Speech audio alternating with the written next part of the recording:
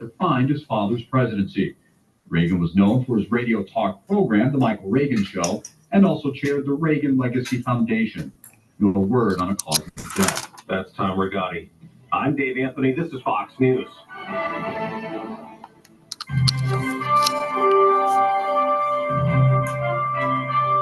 This is Viewpoint, a presentation of the News and Public Affairs Department of AM 1490 WXBB. We welcome your input on the issues of the day.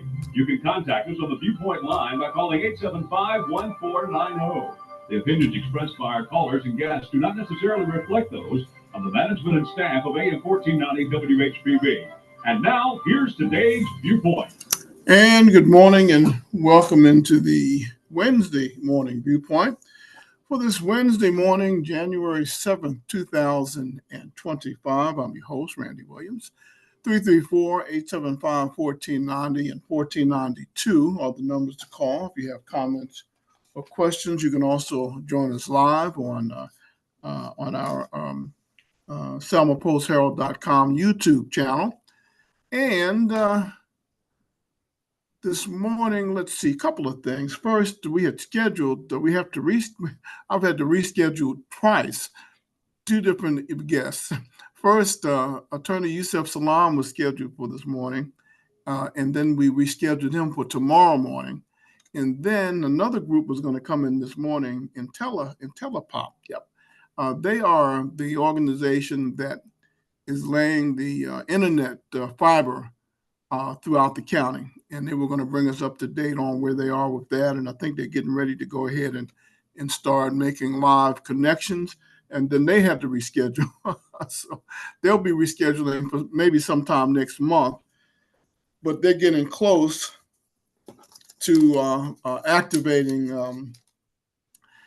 the fiber optics that we've been seeing for the last year or two. You know, there's been a lot of work that's been happening, and so they're going to bring us up to date on that. So those are two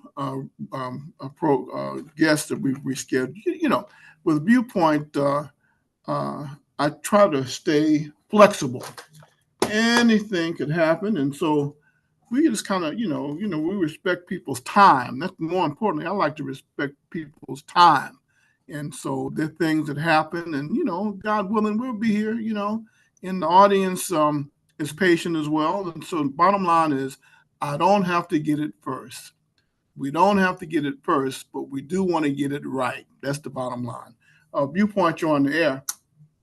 Good morning, Randy. How are you doing this morning? Yes, sir. How are you this morning?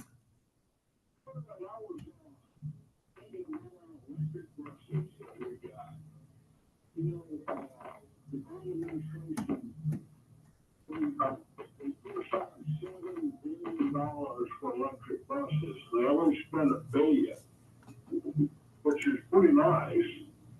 You know how many buses they built? How many? 16.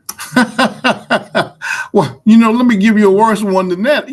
Selma High School had been given 6 electric buses were given to Selma High School, but before they could be delivered, the company went bankrupt. Exactly, Randy. $1 billion. They had them up north, and they were running in 20-degree weather with no heat because the batteries wouldn't support the heating system and the engine.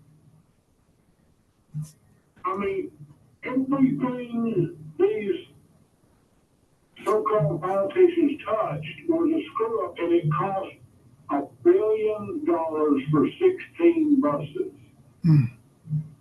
I mean, I would be proud if I was a Democrat that belonged to a Democratic Party that believes in all this liberal bull crap. It's just the money we have thrown away is astronomical. But does the general public understand that, though? Do they understand the difference between being and the value of being fiscally conservative, or do they think it's spend, baby, spend, and because you got a printing press, you keep printing money and it doesn't mean anything until it runs out? What do you think the public thinks? I think the public in a general term, is uneducated as far as what's going on, and they don't care because they don't think it affects them day to day. But it does. The amount of debt we're in, people can't even conceptualize the debt that this country's in. I mean, $1 billion, that's 1,000 million. 1,000 million. If we spend $1 million a bus, we ought to have 1,000 buses. We got 16. and they justify that. They say everything is all right, and they're on top of it, and they're making it happen, and we're not even supposed to pay attention to that, huh? Well, we haven't. That's the problem. We haven't paid attention to it. I hold people accountable. We're more concerned about.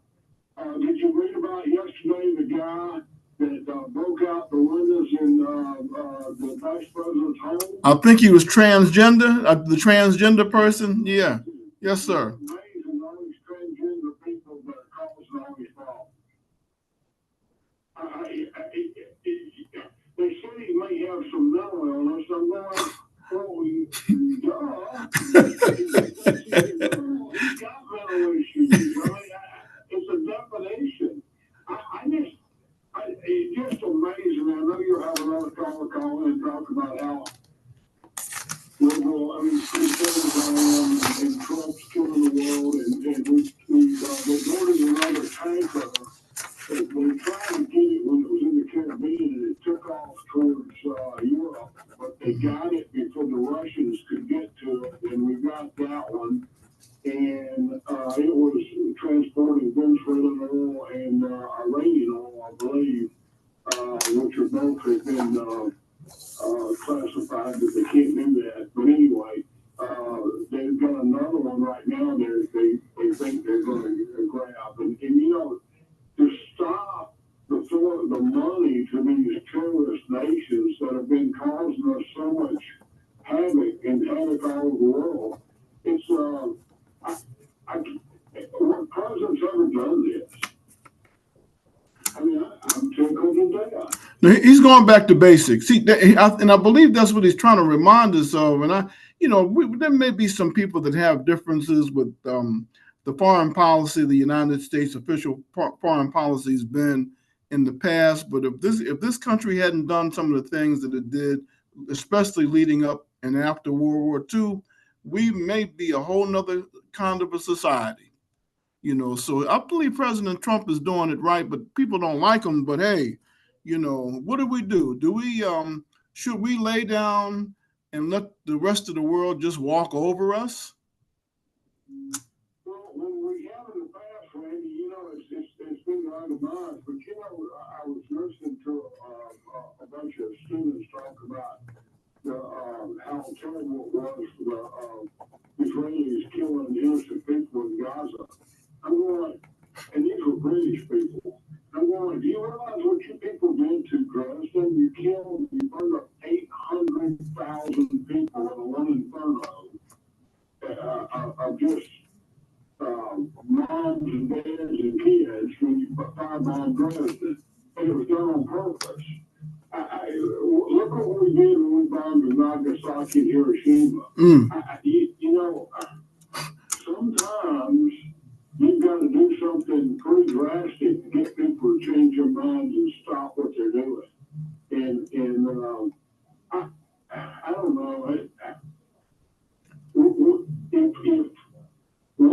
going in and getting this guy out of Venezuela, if it saves one of our children's lives, it's worth it.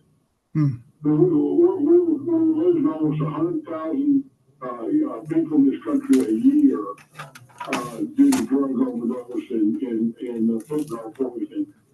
If whatever we do preserves that life, is it not worth it? I mean, do we not care about our own people that we're willing to sacrifice that many folks to say that we're goody two shoes or I don't know. I mean, I don't know what to. No, we're justified by saying, well, we shouldn't be buying it anyway.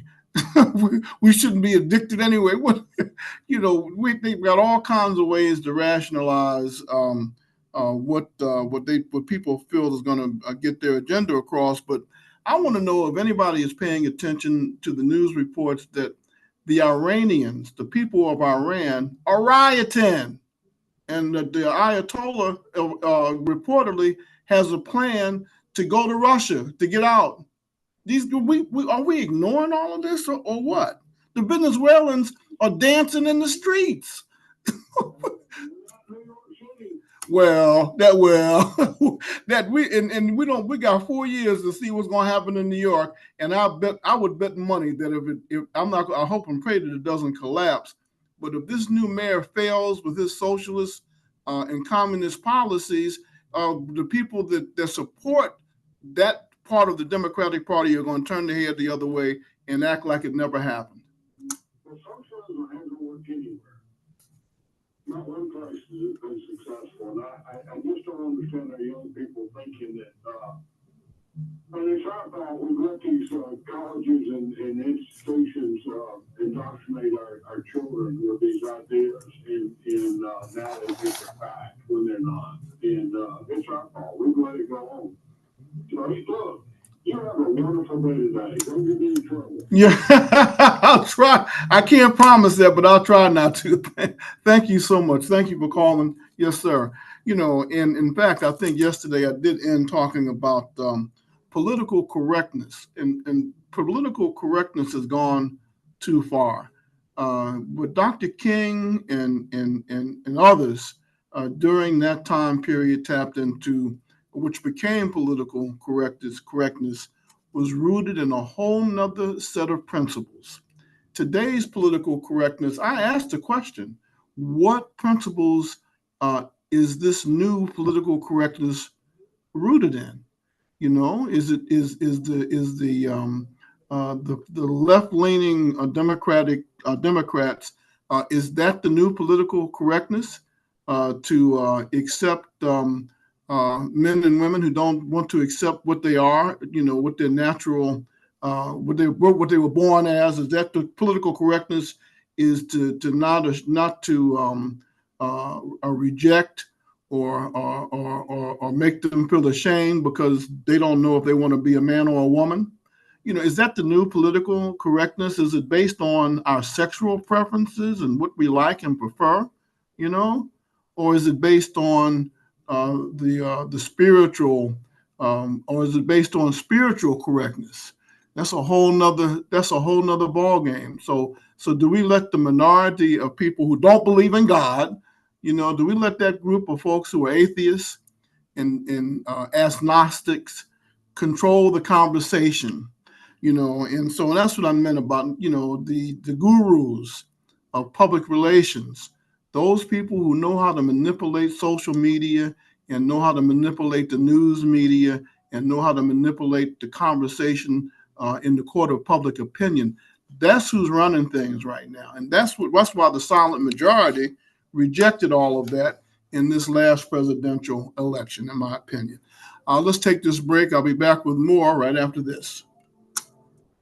With our friends at Reliable Chevrolet and GMC in historic downtown Selma, serving the area for 80 years. Barry Harker is with us right now. We're talking 2026 is just arrived. That's right, George. New Year kickoff. Hey, now I haven't been here for 80 years, but I've been in the business for a little over half of that. But we have been located right here in downtown Selma for 80 plus years, and we're doing business, tell you, George, the old-fashioned way, working one deal at a time. We want to get to know you and your family. We want you to become part of the Reliable family. So come by and see us in the market for a new Chevrolet or GMC or even a pre-owned automobile. We have got you covered there for all your driving needs. And then same thing with service. We can do all your service work. We do all your financing. Mm-hmm. We're, as I say all the time, we're a one-stop shop where we sell them and service and do the financing for you right here at Reliable Chevrolet GMC. You mentioned the financing part of it. There may be someone along the way that has had a little credit hiccup or a hardship in the past. We're looking for good people, not necessarily good credit, right? That's right, George. We're set up with credit acceptance. They're known to help you reestablish your credit. Hey, it could be, several reasons why you have some credit problems. But as I say, it's not a problem here at Reliable Chevrolet GMC. We can get you reestablished and get you riding today. All here at Reliable Chevrolet and GMC. Come see the difference about local treatment in Central Alabama at Reliable, where they truly have it all. 1490 WHBB. Good morning on this Wednesday morning, January the 7th, 2026. And of course, this is January, and January is the things celebrated, including the celebration for the birthday of Dr. Martin Luther King has become a national holiday, of course. His actual birth date is January 15th, 1929. But every year now, his birthday is celebrated usually on the Monday after or the Monday closest to his actual birthday. So this year, it is Monday, January 19th. That being said, throughout the month, I'm going to be featuring, and probably from now through March and April, from time to time, I will feature some of the some sound bites from Dr. King. There are probably a lot of people who are really not familiar with what he really said. A lot of us go by rumors and what this person says and what that person says, and so it's never too late to be a student of history. I call myself a student of history because I don't know everything. I'm still learning, and I can be corrected, and many times I am. And I'll go back and restudy it and make sure, like I say, I don't have to get it first, but I do want to get it right. And so this is Dr. King. I've been to the mountaintop, and this is done by Democracy Now! And they say that one of the ways that they explain this is that in this speech, he's talking about having reached the promised land of equality. Is the playing field level? Are we there? How far have we come since the days of legal segregation? Well, one thing for sure, segregation is no longer legal, but now we do it by choice. Things that make me go,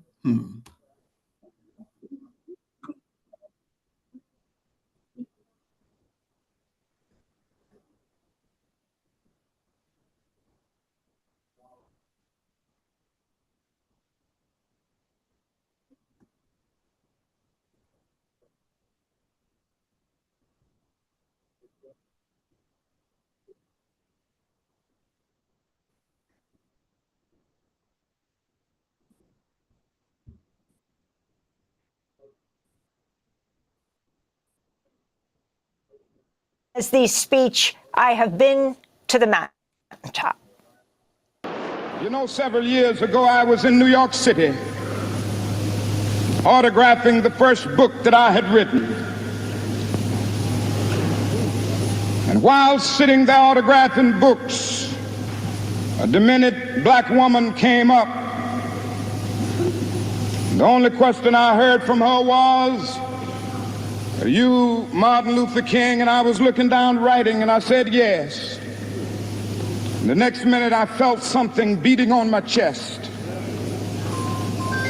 Before I knew it, I had been stabbed by this demented woman. I was rushed to Harlem Hospital. It was a dark Saturday afternoon.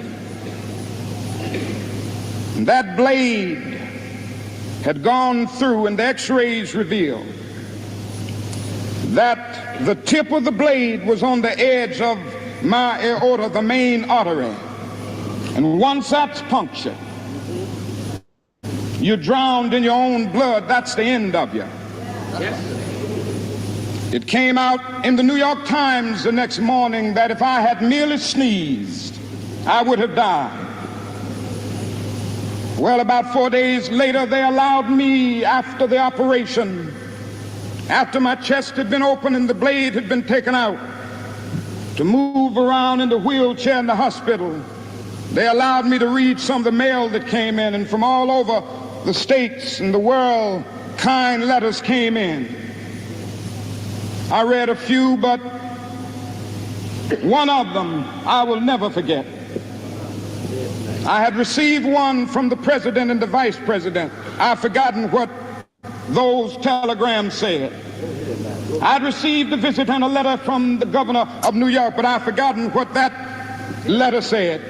Yes. But there was another letter that came from a little girl, a young girl, who was a student at the White Plains High School.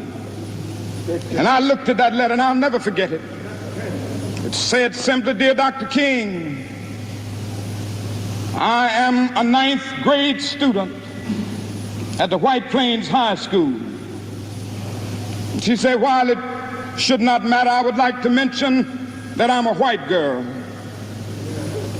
I read in the paper of your misfortune and of your suffering.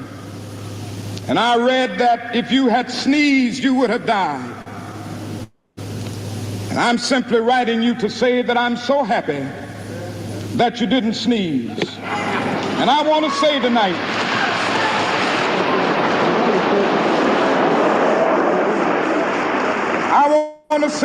that I too am happy that I didn't sneeze, because if I had sneezed, I wouldn't have been around here in 1960, when students all over the South started sitting in at lunch counters.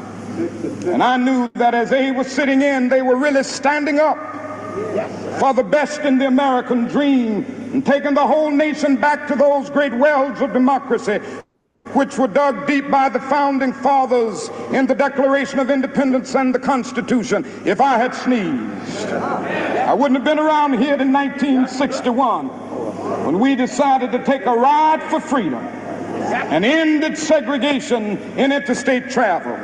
If I had sneezed, I wouldn't have been around here in 1962 when Negroes in Albany, Georgia decided to straighten their backs up.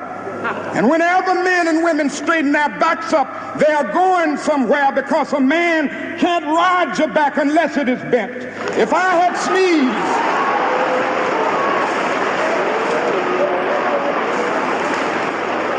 if I had sneezed, I wouldn't have been here in 1963.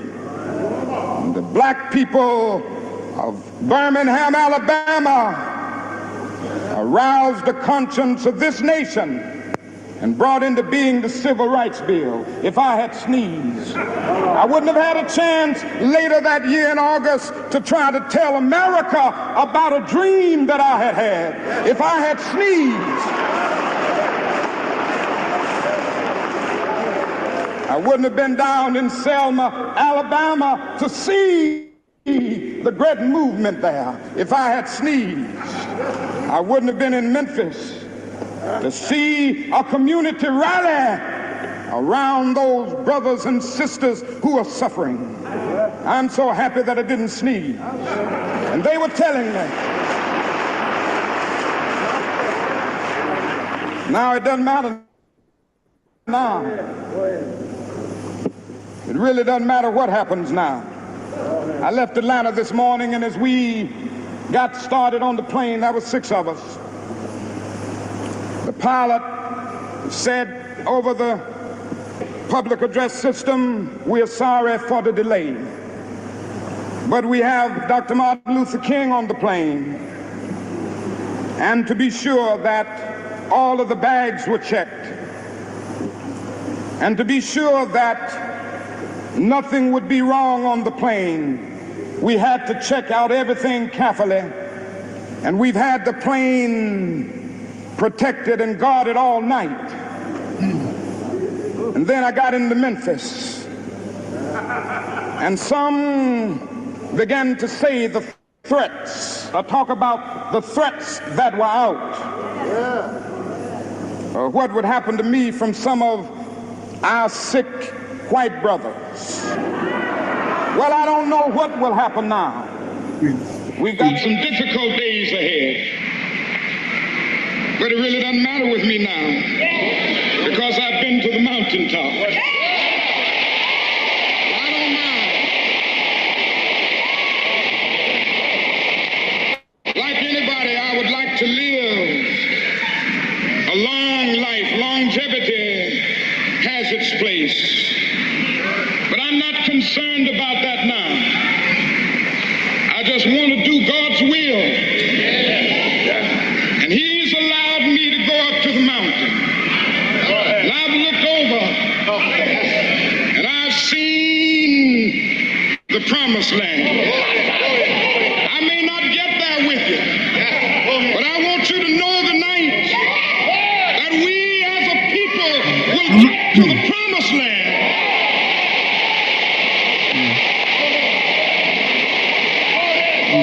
So I'm happy tonight. I'm not worried about anything. I'm not fearing any man. Mine eyes have seen the glory of the coming of the Lord. Dr. Martin Luther King, April 3rd, 1968, the night before he was assassinated in Memphis, Tennessee. And, and when he was stabbed, that's another famous excerpt, if I had sneezed. And, let's step back a minute and dissect some of that. So many people, and even on this show, call to imply a lot of different things. That's why I love being a student of history. Truth is powerful, right? Race is not that hard to talk about. Well, let's look at this for a minute. The woman that stabbed Dr. King in Harlem, New York, was a black woman, not somebody white. And the letter he received from a white young lady saying, thank God he didn't sneeze and that he was alive. Well, that right there by itself speaks to everything, And I'm also mindful of the fact that in 1965 and 64, when the Civil Rights Act of 1964 and the Voting Rights of 1965 were signed into law, there were no black senators, and there was one black congressperson. Now, somebody tell me how that amounts to a majority. The math, it just doesn't happen. So my point is, there's a lot of folks that want to deny that this nation has made a lot of progress. And yes, there have been some things that needed to be corrected. Much of it has, and we still have a long way to go. But we don't need to be allowing foreign ideologies to come in and undermine our system of government and our way of life, because that is their intent. And so we'll see what happens in New York. I'm going to be watching New York. I'm not hoping for failure, quite naturally. He already, the guy that won the mayorship already had started changing his tune on some things, and then when he and President Trump met, they were awfully, they agreed on an awful lot. You're going to have to watch this thing, because they know that socialism and communism hasn't worked. If it works, somebody tells me why the Venezuelans dancing in the street and celebrating the removal of a dictator? Why in Iran are the people of Iran rioting across the nation? And why is the Ayatollah reportedly, according to news sources, having developed an exit plan to go to Russia if the thing really gets out of control? See, are we paying attention to what's really happening, or are we allowing the public relations gurus in the dirty tricks department to control the conversation? I want to play one more spot. It's really because people forget. We talk about, I don't know, I hear people talk about we're not following the Constitution. We've got three branches of government. We've got the Supreme Court, we've got the legislative branch, the judicial branch, and the administrative branch, executive branch of government that still exists. And even if he wanted to be, President Trump is not a dictator. The law does not allow. Now, we can say all day long and try and control the narrative and tell people that it's raining when the sun is out. But you can say it all day long until you turn blue, but it doesn't make it true. Let's take this break, and I'll be back with more right after this.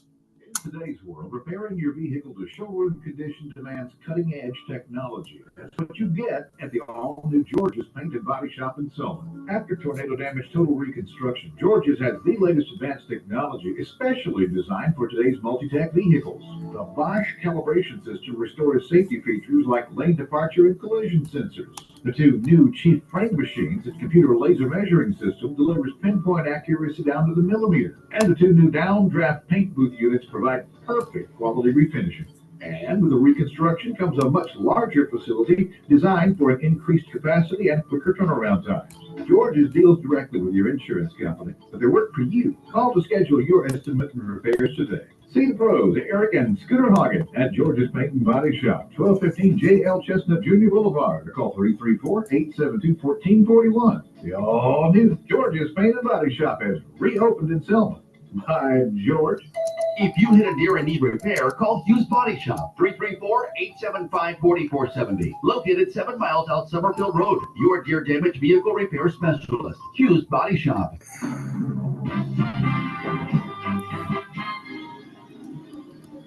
Good morning, I'm Jasmine Williams at WSFA 12 News. Here's what's happening this Wednesday. At least 4 men were rushed to the hospital yesterday evening after a shooting in Montgomery. Police say officers responded around 5:30 to Southmont Drive that's right off South Court Street. The conditions of the victims are unknown at this time. This shooting came just hours after Montgomery's police chief gave an update on the police department and the staff as they look ahead to 2026.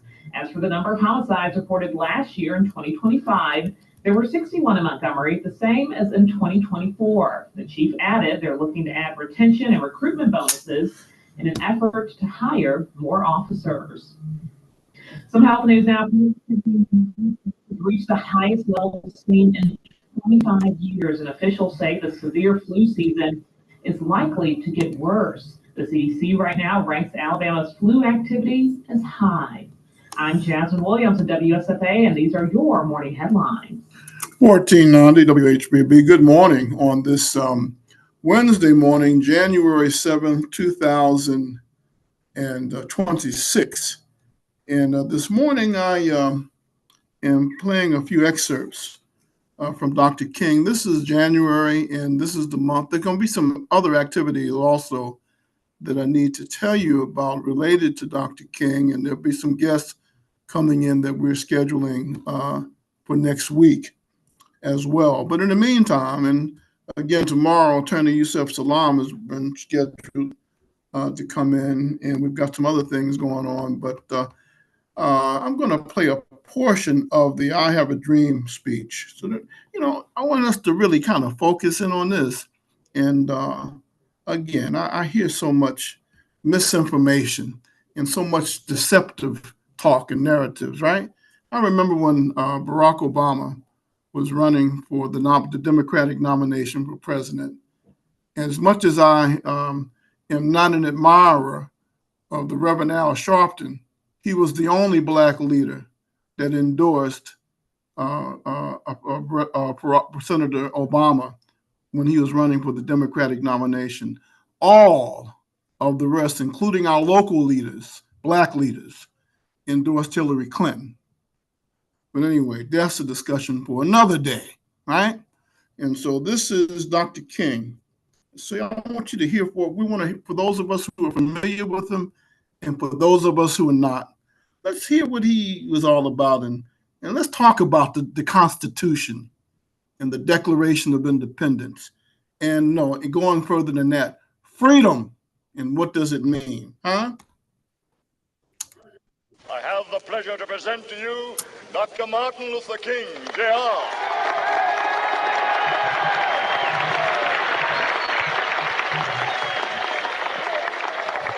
I am happy to join with you today in what will go down in history, the greatest demonstration for freedom in the history of our nation.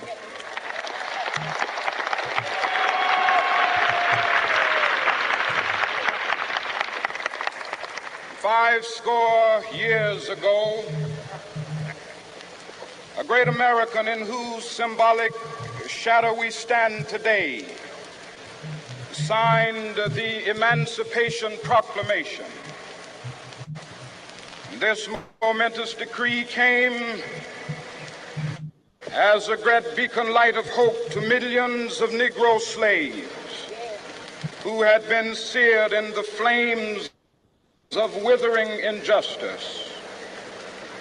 It came as a joyous daybreak to end the long night of their captivity. But 100 years later, the Negro still is not free. 100 years later, the life of the Negro is still sadly crippled by the manacles of segregation and the chains of discrimination.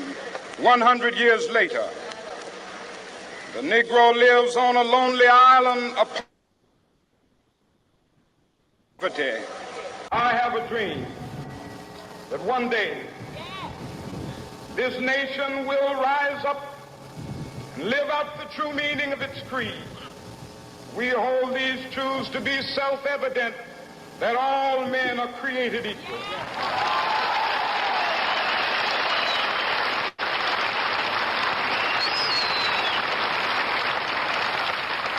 I have a dream that one day on the red hills of Georgia, the sons of former slaves and the sons of former slave owners will they be able to sit down together at the table of brotherhood. I have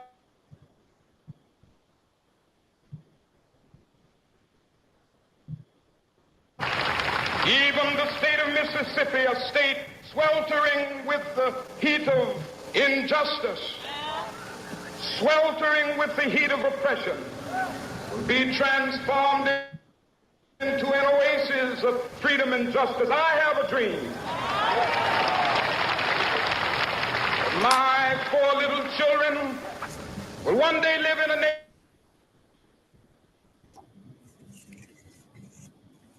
again, but by the content of their character. I have a dream today.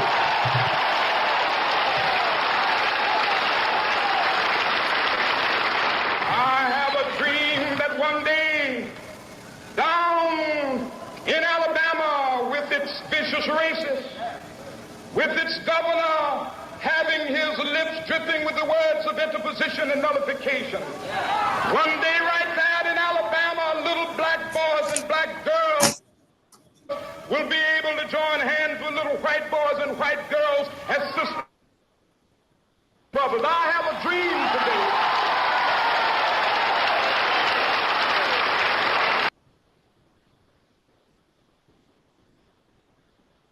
That one day every valley shall be exalted, and every hill and mountain shall be made. Places will be made plain, and the crooked places will be made straight, and the glory of the Lord shall be revealed, and all flesh shall see it together. This is our hope. This is the faith that I go back to the South with. With this faith, we will be able to hew out of the mountain of despair a stone of hope. With this faith, we will be able to discords of our nation into a beautiful symphony of brotherhood. With this faith, we will be able to work together, to pray together, to struggle together, to go to jail together, to stand up for freedom together, knowing that we will be free one day.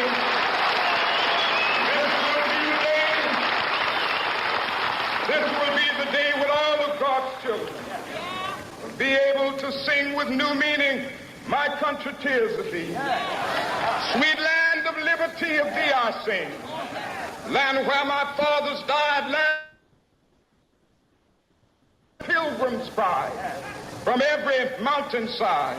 Let freedom ring, and if America is to be a great nation, this must become true. And so let freedom ring from the prodigious hilltops of New Hampshire. Let freedom ring from the mighty mountains of New York. Let freedom ring from the heightening Alleghenies of Pennsylvania. Let freedom ring from the snow-capped Rockies of Colorado. Let freedom ring from the curvaceous slopes of California. But not only that, let freedom ring from Stone Mountain of Georgia. Let freedom ring from Lookout Mountain of Tennessee. Let freedom ring from every hill and molehill of Mississippi, from every mountainside. Let freedom ring in Whitney Capital.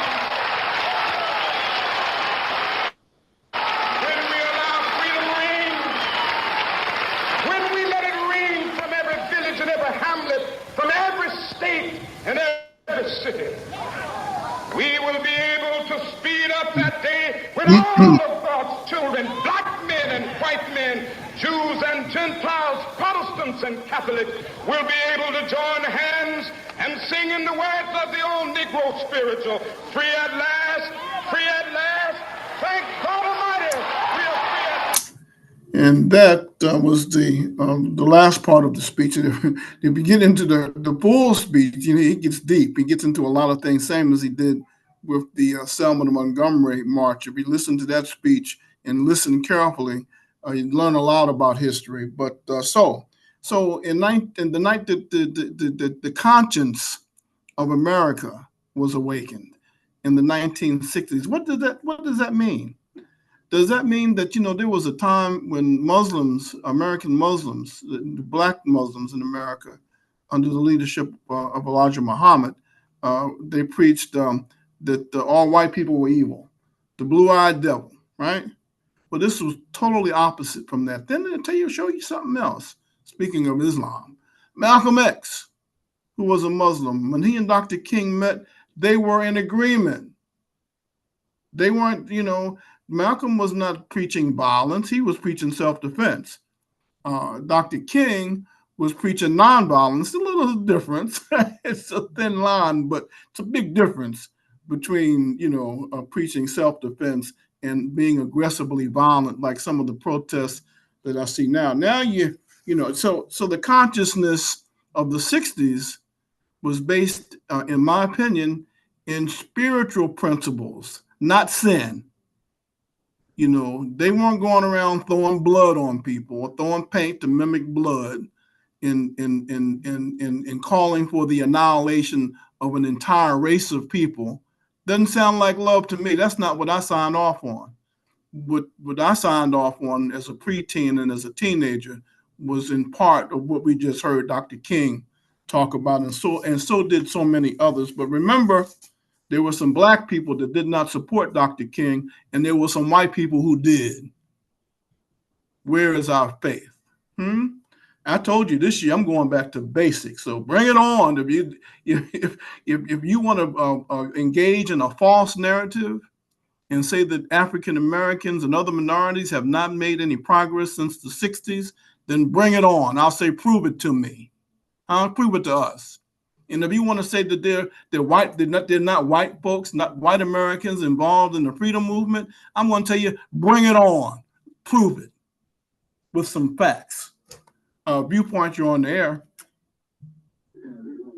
Good morning. How are you?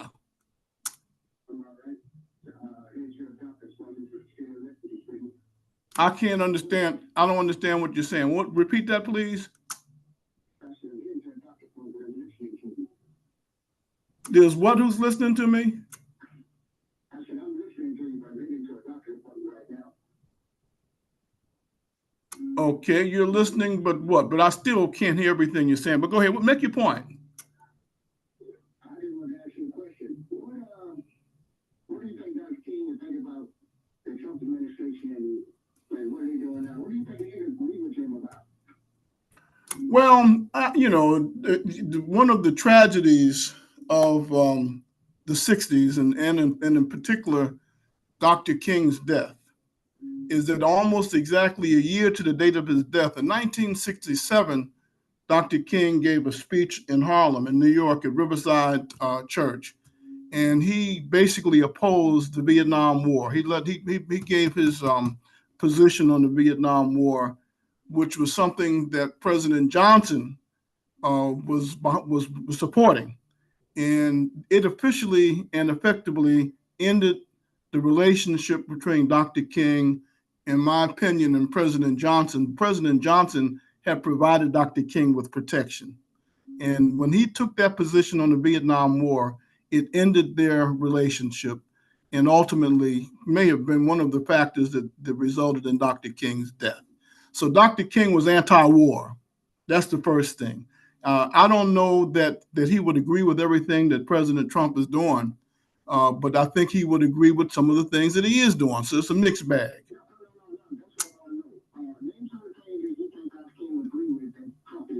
I think Dr. King would agree with President Trump saying, put America first and provide opportunities for every American. Yeah, I think that he would agree with that. He's not doing what? Well, that's why I say that's a mute conversation between me and you, because I totally disagree with you. The evidence flies completely opposite from what you just said. You're practicing that those Democratic talking points that are misleading. Be honest, tell the truth, stand up and face it for what it is. Let me ask you a question. Since you're asking me. No, let me ask you a question. Is gas half the price? Are eggs half of what they were? That's all I want to know. That's the bottom line.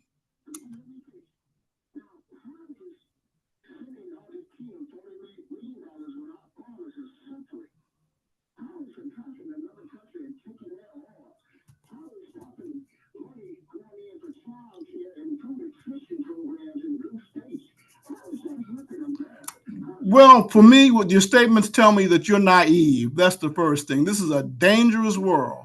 You didn't hold it. No, you have ignored the fact that Iran and China and Russia have been in league with Venezuela as well as Cuba. And you know what? So what do you think about that? You think that's all right? You think that they're threatening our national security is all way A-okay, huh? Just let them do it. We just turn our back and lay down and let them do it to us, huh?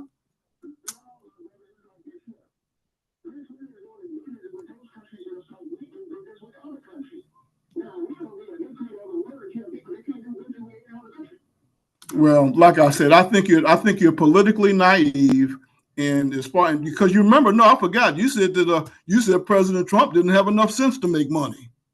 Isn't that what you said? You said that. I'm not going to argue with you. I gotta let you go. Let me let you make your closing remark. We got to take this last break.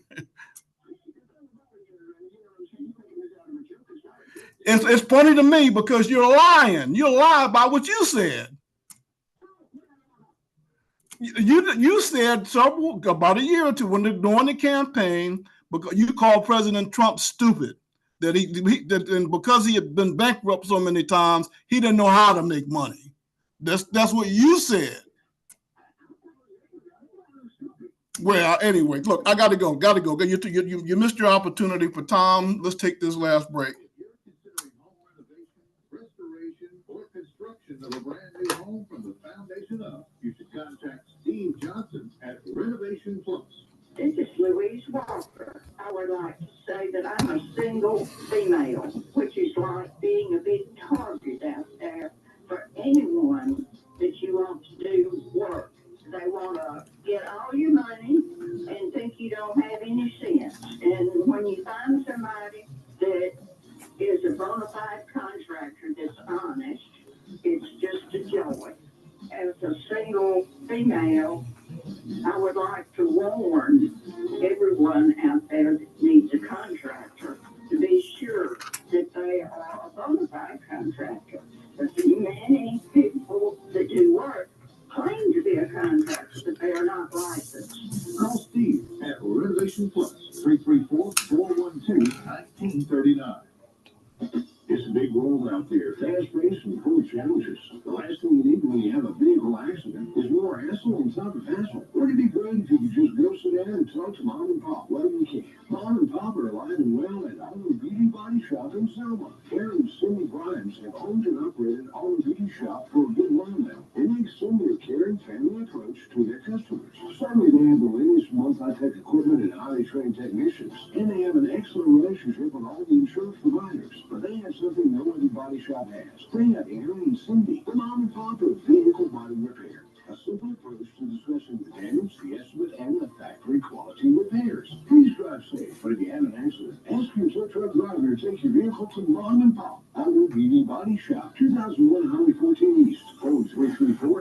877-222-2248. Their crew, no delays. They can get you in today and start your repairs right away. Hey, neighbor, you ever endured a horrible toothache for several days? You call the dentist's office and they can't see you soon as possible? Or worse, you find you can't afford the treatment now anyway. I want you to listen up for a minute. Doc Ron, the downtown dentist of Prattville for so many years, has relocated his office to the suburbs of Atokaville. He downsized his office and even downsized his prices. But he still has the same dedicated concern for his patients. At his new office, Doc is stressing prompt pain relief and budget-friendly tooth replacement.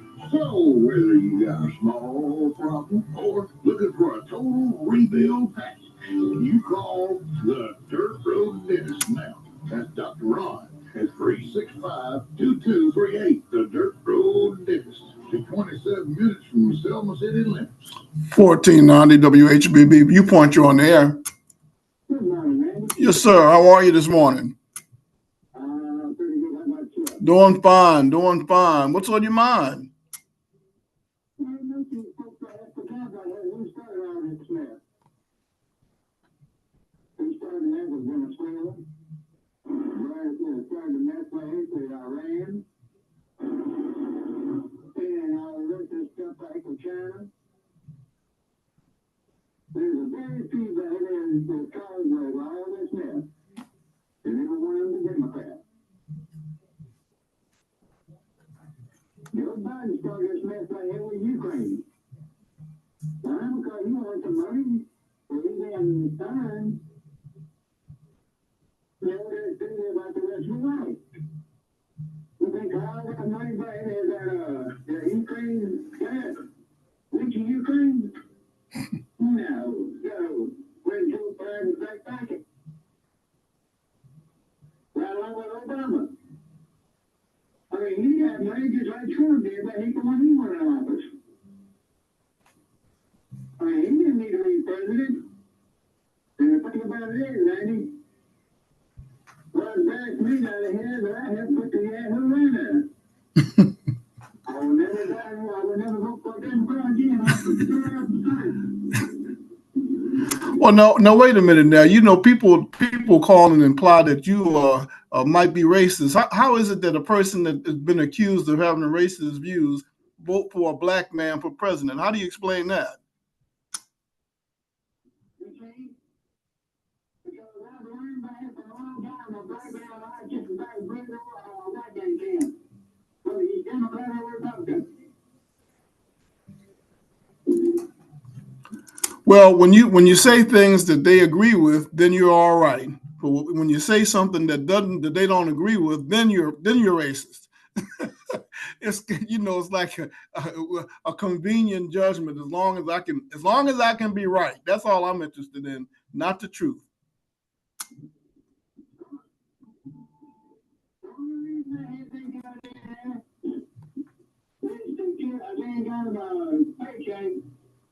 Once a year for the rest of my life. And hey, lady, if you got that habit of get fired or put that job you're in right now, you're like that radio saying you're gonna keep you back here Sunday night on church.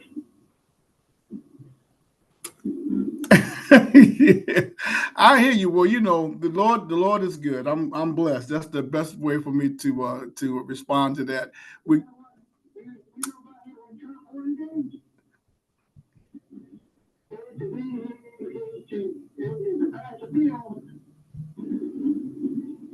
If you spend out here 4 years or 8 years as a presidential office, the last day will be your last paycheck. Yes. Well, look, I got to get ready to go. We're out of time, but thank you so much for calling and sharing your viewpoint with us. Yes, sir. Thank you so much. And we're going to get ready to get out of here. Two things I'm watching in California, the Palisade, where all the fire took place near the waterfront property.